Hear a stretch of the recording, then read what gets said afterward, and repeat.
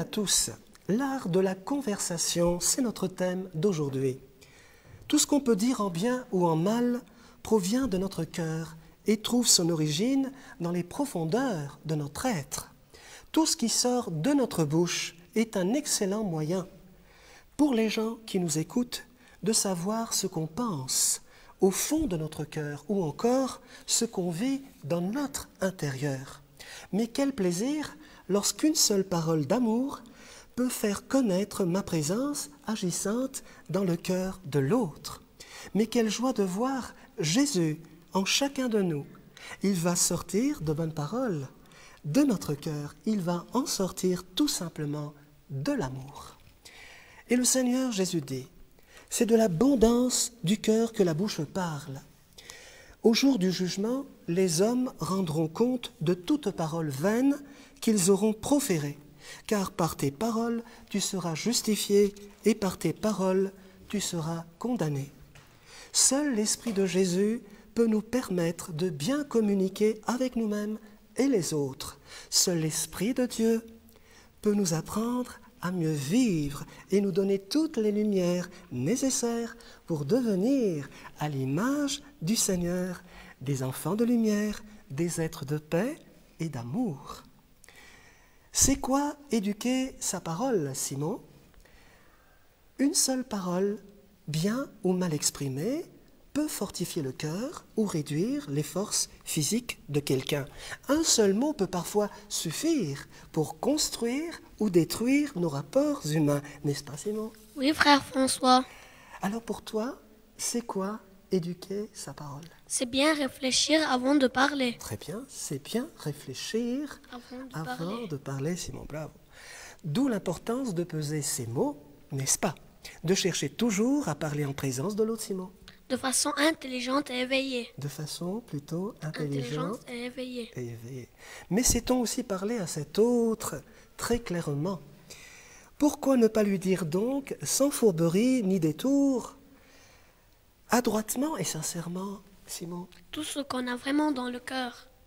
Tout ce qu'on a vraiment au plus profond du cœur, n'est-ce pas? Parce qu'on a le cœur fort en Jésus. On n'a pas peur de faire face à la vérité. Tant qu'un reste de vie nous anime, que le souffle de Dieu passe dans mon cœur et dans mes narines, mes lèvres ne diront rien de mal et ma langue ne devra exprimer aucun mensonge parce qu'il ne serait jamais bon de vivre ces mots. Avec un cœur plein de mensonges. Absolument. On ne peut pas vivre dans un univers de mensonges. C'est de l'abondance du cœur que la bouche parle, nous dit Jésus. Au jour du jugement, les hommes rendront compte de toute parole vaine qu'ils auront proférée. C'est pourquoi notre cœur doit être toujours, Simon, sincère dans tout ce qu'on dit à l'autre. Sincère dans tout ce qu'on dit ou raconte en présence des autres, n'est-ce pas? On doit avoir une langue parfaitement étrangère à tout artifice, ruse ou mensonge, n'est-ce pas? Ça paraît évident. On ne peut pas construire donc un univers de mensonges devant les hommes et surtout devant Dieu. Quand j'accepte de laisser Jésus entrer dans mon cœur, il demande à en être le Maître et le Seigneur. Il demande que je réfléchisse comme il faut avant de parler, que je m'exprime. Surtout, Simon, avec intelligence et raison. Comme tu le fais toujours, n'est-ce pas? Oui. Avec intelligence et raison parfaitement. Sans tromperie, avec intelligence et raison. Jésus réclame le contrôle donc de mes facultés intellectuelles, de mes talents et de mes capacités. Il veut qu'en toute chose, qu'on soit toujours franc et sincère avec nous-mêmes et les autres dans tous nos projets ou encore nos affaires. Il veut que lorsqu'on parle, tout notre cœur soit soumis à sa volonté pour ne vivre que de son amour, de sa paix, de sa lumière et de sa vérité. C'est quoi éduquer sa parole, Maryse? Beaucoup de gens ne savent pas encore communiquer aux autres les sentiments qu'ils ont dans le cœur avec amour et respect. Pour toi, c'est quoi donc éduquer sa parole? C'est savoir écouter l'autre. C'est savoir écouter l'autre avec attention, n'est-ce pas? Tu viens de nous dire une chose importante en matière de communication, savoir écouter l'autre avec attention. Pour cela, on sait donc se taire pour mieux comprendre, Maryse. Ce que l'autre veut exprimer. Ce que l'autre veut exprimer, ce que l'autre veut dire. Toutes les bonnes idées qu'une personne veut nous exposer, n'est-ce pas, Maryse? Autrement qu'on ne s'étonne pas de se laisser entraîner, Maryse. On manque de respect de l'autre. Au manque de respect de l'autre. Parce que notre manque de respect envers quelqu'un peut se lire très facilement dans la vivacité de notre regard et se reconnaître très rapidement, surtout aux mots vulgaires qui sortent de notre bouche et qui proviennent de notre cœur. C'est pourquoi il serait toujours bon, ou plutôt encore poli, de ne jamais parler, Maryse. En même temps qu'un autre parle. Absolument, en même temps que quelqu'un émet son idée. Mais on attend qu'il ait terminé de dire ce qu'il a envie de nous annoncer, n'est-ce pas? Mais est-ce que cela ne vaut pas la peine d'abord de s'aimer et de se respecter en parole afin de pouvoir, Maryse? Aimer et respecter les autres en parole. Absolument. Si je parlais donc plus souvent et surtout poliment à ma petite voix intérieure, je ne manquerais pas d'estime envers moi-même et je saurais alors témoigner aux autres tout mon amour et mon respect. Et je saurais être plutôt gai en parole, souriant et accueillant envers les autres. Et je saurais alors me taire, encore une fois, pour écouter attentivement les autres, afin de pouvoir mieux les recevoir et bien sûr apprécier leurs idées, n'est-ce pas? Dorénavant, qu'on commence donc à regarder autour de nous pour se dire qu'on ne doit plus s'associer aux idées des gens, Maryse. En leur coupant sans cesse la parole. Très bien, et en élevant aussi surtout notre voix contre eux au risque de les fâcher, n'est-ce pas? On ne peut pas non plus vraiment se comprendre entre amis quand tout le monde se met à parler à la fois pour dire n'importe quoi. Heureux sommes-nous de permettre à la parole de Jésus de briller dans nos cœurs endurcis. Heureux sommes-nous de nous laisser transformer par sa parole de lumière, d'amour et de vie. C'est quoi éduquer sa parole, Joe? N'est-ce pas éviter tous les bavardages excessifs, c'est-à-dire quoi précisément, Joe? Toutes les paroles de trop. Toutes les paroles de trop, qui nous font dépenser beaucoup d'énergie pour ne rien dire, n'est-ce pas? À quoi bon donc de faire de longs discours dans le vide, quand on se trouve la plupart du temps entre amis? Il est étrange de remarquer qu'on dépense parfois tant d'énergie pour communiquer aux autres, Joe. Des propos inutiles. Des propos, des mots, le plus souvent inutiles, et parfois même méchants, n'est-ce pas? Dans le fil d'une conversation, il peut nous arriver également qu'on s'amuse à dévoiler, Joe, Les secrets du cœur. les secrets du cœur qu'on nous a fidèlement confiés, alors qu'il serait préférable de garder toujours Les bonnes choses. les bonnes choses, pour dire à l'autre strictement l'essentiel, n'est-ce pas, Joe? C'est de l'abondance du cœur que la bouche parle, nous dit le Seigneur. Au jour du jugement, les hommes rendront compte de toute parole vaine qu'ils auront proférée. Quand on vit à la lumière de la parole de Dieu, on est toujours clair et bref dans toutes nos discussions. On s'éloigne donc des personnes aux discours flatteurs, menteurs ou trompeurs pour participer uniquement aux conversations qui revêtent plutôt de l'intérêt. On s'associe aux gens qui parlent, Joe, Plutôt au bien des autres. du bien des autres, qui parlent plutôt, qui disent des choses plutôt instructives et qui peuvent nous édifier, n'est-ce pas, Joe? Quand on vit à la lumière de la parole de Dieu, on ne prête pas l'oreille aux discours séduisants, aux critiques destructives ou encore aux paroles perfides des gens qui servent l'esprit du mal, n'est-ce pas? Qu'on ne se laisse plus agiter à tout vent de parole. Quand on vit à la lumière de la parole de Dieu, on est éveillé. On ne dit plus du mal les uns sur les autres, mais on parle, Joe, du bien des autres, comme tu le dis si bien, n'est-ce pas? Car la langue médisante montre toujours en nous des cœurs abattus et des visages irrités. N'a-t-on pas alors tous ensemble le devoir de la maîtrise de soi sur notre langue? Comme il est grand celui qui a trouvé avec la force de l'Esprit de Dieu la prudence de se taire et donc de retenir sa langue quand il le faut. Elsa, c'est quoi éduquer sa parole? N'est-ce pas donc s'éloigner des personnes méchantes et de toutes leurs discussions folles, sachant qu'elles font naître des querelles et des divisions. Elsa. Oui, frère François. Alors pour toi, c'est quoi éduquer sa parole, Elsa? C'est ne pas se lancer dans les querelles. Très bien, c'est ne pas se lancer dans les querelles et les débats violents ou encore virulents. Et comment est-ce qu'on se sent intérieurement quand on évite toutes ces querelles ou encore ces disputes avec les autres, Elsa? On se sent en paix avec soi-même et les autres. On se sent en paix avec soi-même et son entourage, n'est-ce pas? On se sent vraiment en paix avec soi-même et son entourage. D'ailleurs, il vaut mieux toujours habiter seul, à l'angle d'un toit, que de faire maison commune avec une personne méchante et querelleuse, n'est-ce pas? Essayons donc de bien comprendre combien il est nécessaire d'éviter à tout prix les disputes, les gros mots, les insultes, les mots de guerre, qui nous conduisent au stress, c'est-à-dire à la fatigue morale et physique. Essayons surtout de bien comprendre combien il est important d'éviter à tout prix toutes les menaces et toutes les provocations, toutes les tensions et les divisions qui nous mènent à la guerre. Peux-tu nous dire alors pour quelle raison, Elsa? Car ceux qui causent des divisions se condamnent eux-mêmes devant Dieu. C'est exact. Tu peux répéter encore une fois, c'est très joliment bien dit. Car ceux qui causent des divisions se condamnent eux-mêmes devant Dieu. C'est très bien dit. Peu importe donc le comportement de l'autre, je ne réponds pas à ces provocations.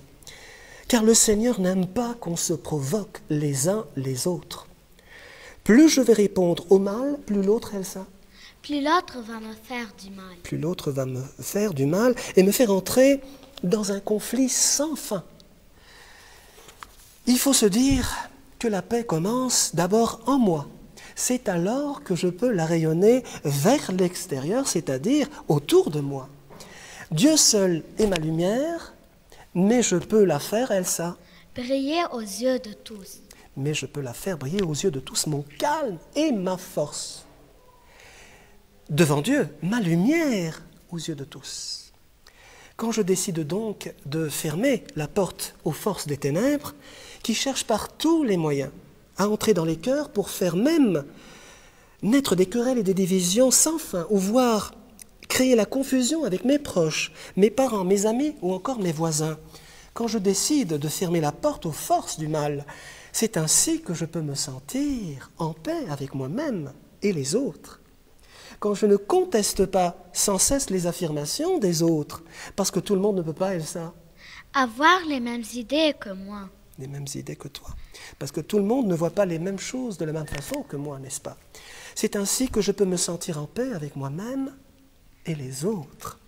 Quand je ne cherche plus à imposer mon avis, mais que je laisse chacun dans son propre sentiment, surtout quand il s'agit de convaincre Elsa.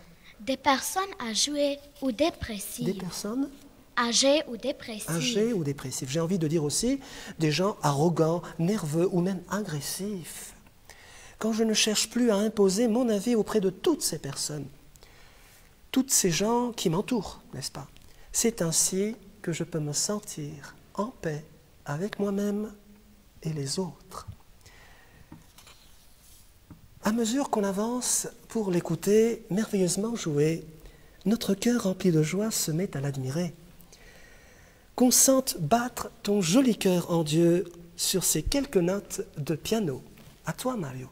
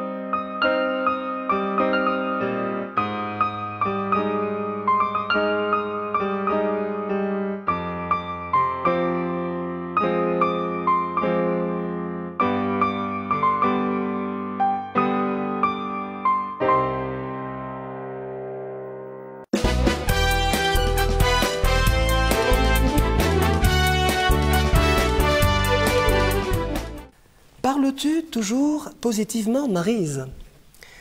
Quand une personne ne t'estime pas ou parle sans cesse en mal de toi, au lieu de la maudire, es-tu capable de la bénir, Maryse?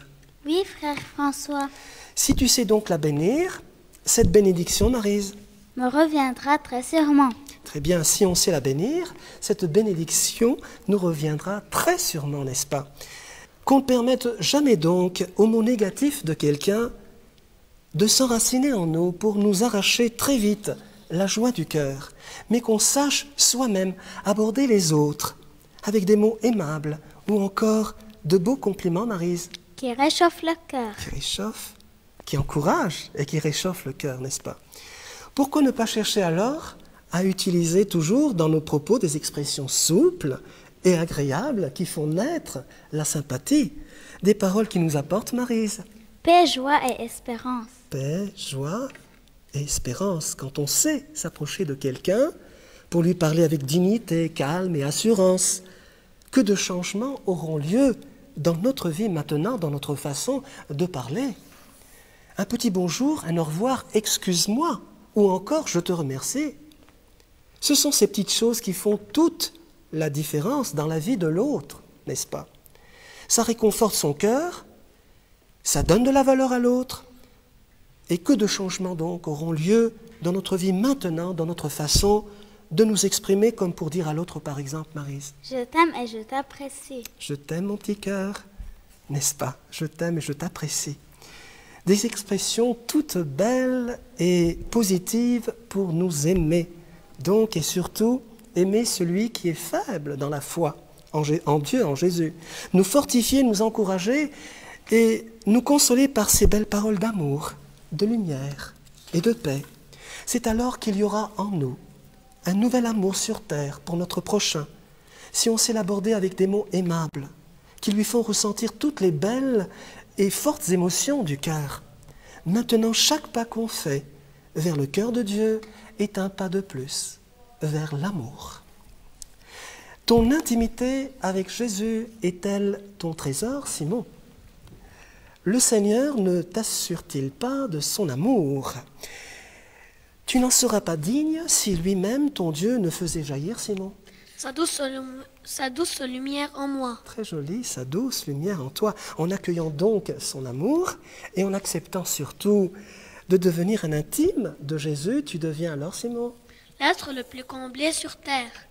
l'être le plus Comblé sur terre. comblé sur terre, parce que dans ton intimité avec lui, tu es rempli de son amour, de sa paix, de sa lumière, qui contiennent tout ce dont tu as besoin pour être heureux.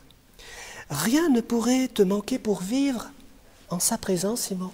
Et être éternellement comblé. Magnifique. Vivre et régner avec Jésus, vivre et régner avec lui. Moi aussi, si je me mets à prier Jésus aujourd'hui même en murmurant des mots pour lui rendre grâce, le remercier de cœur à cœur et lui dire ce qu'il est, mon Dieu d'amour, ma vie commencera à changer. N'est-ce pas donc, encore une fois, la plus belle et la plus importante des priorités, Simon? Mon intimité de cœur à cœur avec Jésus. Ton intimité de cœur à cœur avec le Seigneur. Parce qu'il est ton amour, ta paix, ta lumière et ta vie. Retiens bien cette courte et profonde parole. Jésus t'aime.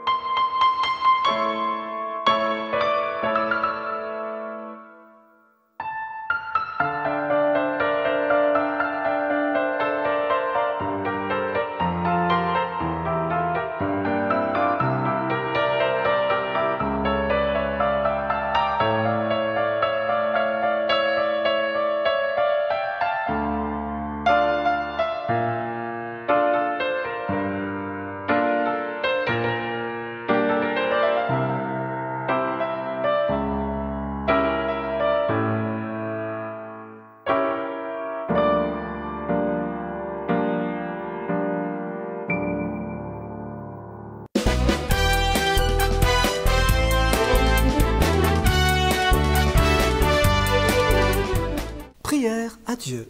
Maintenant, c'est le temps de la prière. Prier, c'est être uni à Dieu dans la simplicité de notre cœur. Qu'on vienne à la lumière du cœur de Jésus qui nous donne la grâce d'être toujours réunis dans la joie, la paix du cœur. Elsa, ta prière à Dieu. Ô Jésus, ô ma vie, fais que nos cœurs s'ouvrent à ta lumière et qu'on se mette très sincèrement à t'aimer et à t'écouter et à vivre dans ta vérité. Merci Elsa pour ta très belle prière. Joe, ta prière à Dieu. Ô Père, ô mon Dieu, donne-moi toujours de connaître ta parole d'amour. Apporte à moi cœur, joie, lumière et paix. Apporte à nos cœurs joie, lumière et paix. Merci Joe. Marie, ta prière à Dieu. Ô Jésus, ô Prince de la vie, bénis toutes les personnes qui m'ont blessé par leurs paroles. Remplis leur cœur de ton amour, de ta lumière et de ta vérité. Merci Marie pour ta très belle prière. Simon, ta prière à Dieu. Ô Seigneur, ô mon Dieu, tourne ton regard vers moi, garde ma langue de toute malveillance, donne à mon cœur paix et espérance. Amen. Merci Simon pour ta très belle prière. Merci à tous pour ces belles et profondes intentions de prière. Je vais maintenant vous offrir ma prière à Dieu. Ô Seigneur, ô Jésus, ô Roi des rois, aide-moi à me taire et à écouter ta parole en silence. Apprends-moi à te chercher au plus profond de moi-même. Dépouille mon cœur des œuvres de l'esprit des ténèbres, afin que brille en mon cœur ta parole de lumière. Illumine tous les cœurs qui vivent loin de toi, et qu'on avance tous ensemble, toujours vers toi. Pour terminer, je voudrais rendre grâce au Seigneur et remercier tous les élèves du Collège Saint-François-Razir qui m'ont aidé à la préparation de cette émission. Si vous aussi désirez participer à notre émission de Savoir-Vivre, adressez-nous un petit message sur courrier électronique qui s'affiche à l'écran et notre équipe de Telle Lumière Noursat se fera un grand plaisir de vous répondre. Chers amis, c'est ensemble que nous avançons vers la plénitude de l'amour. Le Seigneur veut que toutes nos paroles soient simples, droites et purifiées. Il nous demande toujours d'accueillir la parole de Dieu, sa parole de lumière, pour notre propre salut. Bien plus, nous devons porter cette lumière aux autres, pour qu'à travers ce qu'on fait de sa parole d'amour et de vie, se révèle l'essentiel, c'est-à-dire la gloire de Dieu, la gloire de notre Père qui est dans les cieux. Toi aussi, ce que Jésus te propose avec persévérance, ce qu'il veut de ton cœur, c'est que tu accomplisses ton destin d'enfant de lumière.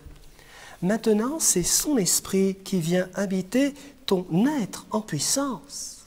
Parce que l'amour t'aime, tu deviens l'amour. Salut à tous les petits cœurs d'amour, que Dieu vous bénisse et vous garde pour toujours. À bientôt, merci.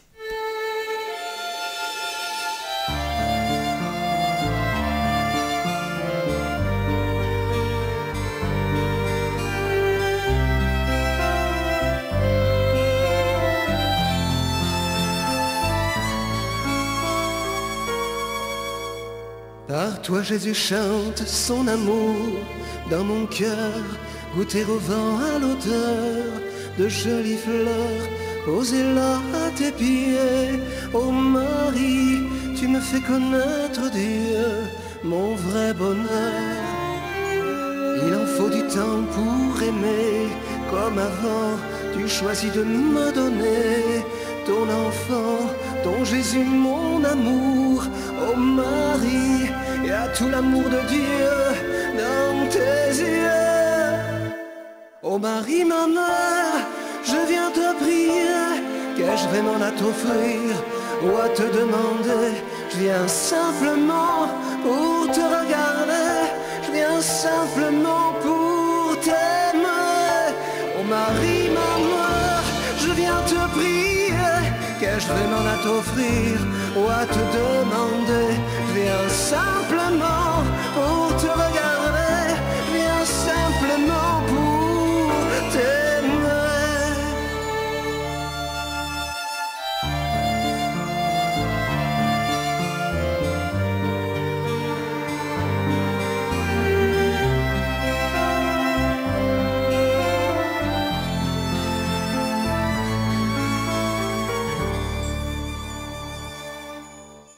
Dis-moi ta tendresse, ton amour dans mon cœur.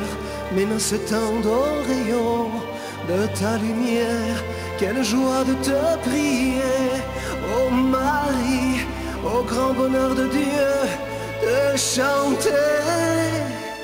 Ô Marie, ma mère, je viens te prier. Qu'ai-je vraiment à t'offrir ou à te demander? Je viens simplement pour te regarder, je viens simplement pour t'aimer. Ô Marie,